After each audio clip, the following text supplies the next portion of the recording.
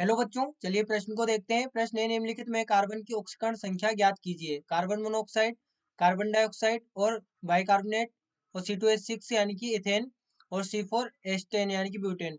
देखिए बच्चों, यहाँ पर बात करें प्रश्न की मुख्य अवधारणा की।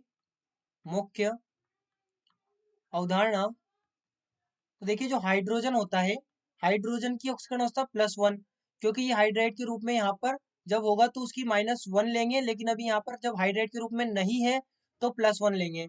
और जो ऑक्सीजन है, ये जब ऑक्साइड के रूप में होगा, ऑक्साइड, तो इसकी जो ऑक्सीकरण अवस्था होगी वो होगी -2।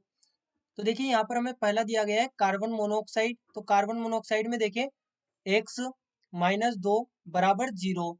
तो x कितना हो जाएगा? +2, क्योंकि कार्बन को हम कार्बन की ऑक्सीकरण अवस्था को x मान लिया, ऑक्सीजन की हो गई -2, तो ये +2 यहाँ पर हमें प्राप्त हो गया। इसके बाद में अगला है कार्बन डाइऑक्साइड CO2। तो कार्बन को x मान लें, +2 इंटू ऑक्सीजन की कितनी हो गई? -2, जो कि बराबर है 0 के। तो x बराबर कितना हो गया? ये +4। वहीं पे अगला दिया गया है HCO3, HCO3 माइनस। तो अब हाइड्रोजन की ऑक्सीकरण अवस्था कितनी है? +1। कार्बन की ऑक्सीकरण अवस्था को x मान लें, फिर यहाँ पर ऑक्सीजन 3 है और इसकी ऑक्सीकरण अवस्था होती है -2, और ये पूरा बराबर किसके? आवेश के, -1 आवेश के। तो हो जाएगा x, और ये हो जाएगा -6 + 1 बराबर -1। तो ये कितना हो गया यहाँ पर? x -5 = -1। यानी कि यहाँ पर यदि देखें तो हमारे पास में जो ऑक्सीकरण अवस्था हमें प्राप्त होगी वो होगी x बराबर +4। x बराबर +4 यहाँ पर प्राप्त होगी।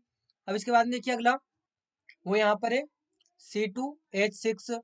तो 2 यहाँ पर कार्बन है, प्लस 6 हाइड्रोजन है, हाइड्रोजन की ऑक्सीकरण अवस्था +1, और ये बराबर है पूरा 0 के। तो 2x बराबर किसके हो जाएगा? -6 के। तो x बराबर किसके हो जाएगा?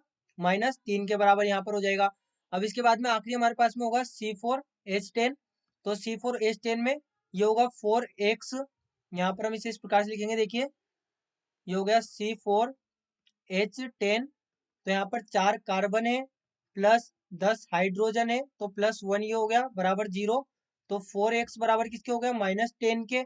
यानी कि x बराबर क्या हो गया? -5/2। यानी कि x बराबर हम क्या लिख सकते हैं? -2.5। ये हमारे प्रश्न का यहाँ पर उत्तर होगा। तो हमने यहाँ पर सभी की ऑक्सीकरण अवस्थाएं देख ली।